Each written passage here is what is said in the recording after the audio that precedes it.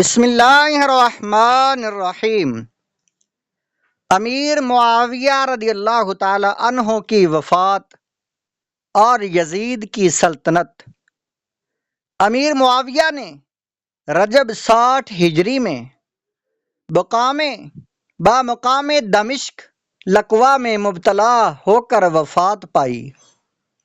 آپ کے پاس حضور سید عالم صلی اللہ تعالی علیہ وآلہ وسلم کے تبرکات میں سے اوزار شریف، ردائے اقدس، قمیص مبارک، موئے شریف اور تراشہائے ناخن ہمایوں تھے۔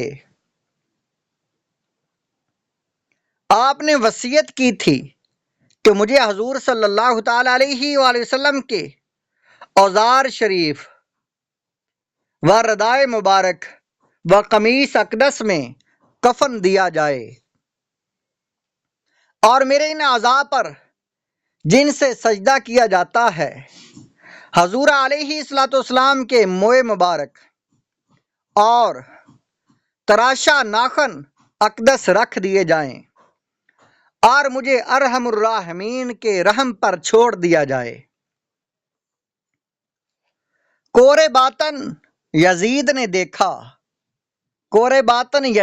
دیکھا تھا کہ اس کے باپ امیر معاویہ نے حضور اقدس صلی اللہ تعالی علیہ وآلہ وسلم کے تبرکات اور بدن اقدس سے چھو جانے والے کپڑوں کو جان سے زیادہ عزیز رکھا تھا، اور دم آخر تمام زر و مال، ثروت و حکومت سب سے زیادہ وہی چیز پیاری تھی، اور اسی کو ساتھ لے جانے کی تمنا حضرت امیر معاویہ رضی اللہ تعالی عنہ کے دل میں تھی۔ اس کی برکت سے انہیں امید تھی کہ اس ملبوس پاک میں بوئے محبوب ہے، یہ مقام غربت میں پیار اور رفیق اور بہترین مونس ہوگا،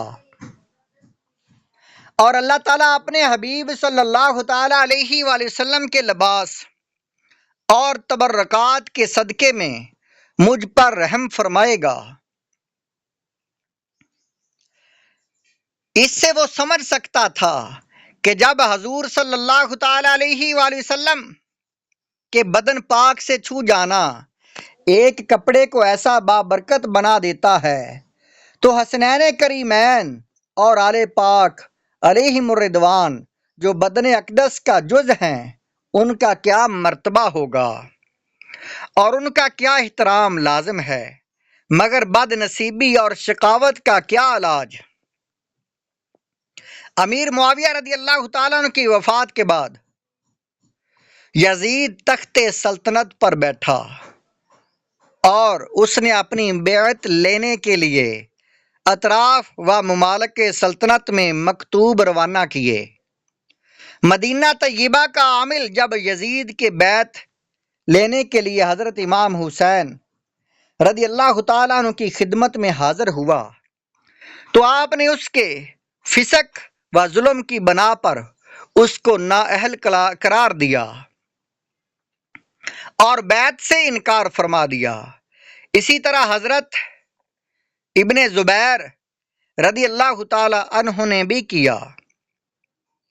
حضرت امام رضی اللہ تعالیٰ عنہ جانتے تھے کہ بیعت کا انکار یزید کے اشتعال کا باعث ہوگا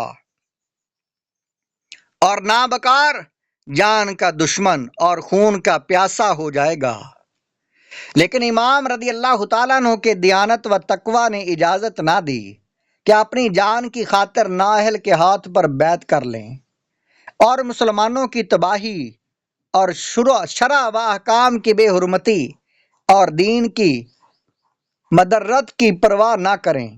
اور یہ امام حسین جلیل الشان فرزند رسول صلی اللہ تعالی وسلم سے کس طرح ممکن تھا؟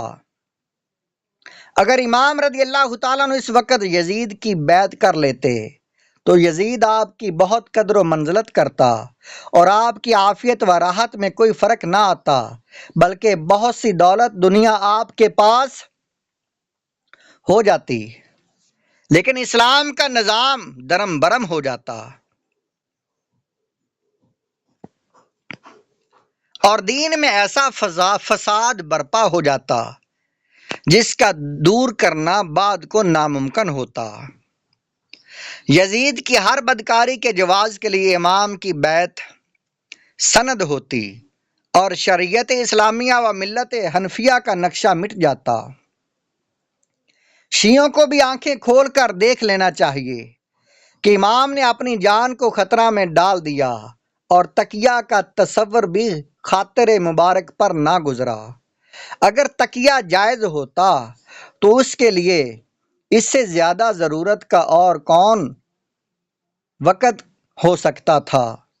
حضرت امام و ابن زبیر رضی اللہ تعالی عنہما سے بیعت کی درخواست اسی لیے پہلے کی گئی تھی کہ تمام اہل مدینہ ان کا اتباع کریں گے۔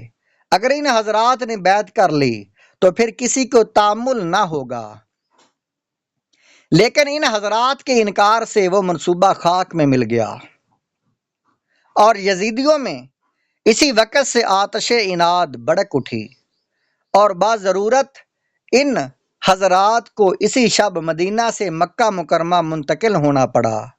یہ واقعہ 4 شعبان 60 ہجری کا ہے۔ آگے آنے والی ویڈیو میں حضرت امام رضی اللہ تعالیٰ عنہ کی مدینہ طیبہ سے رحلت آپ سنیں گے۔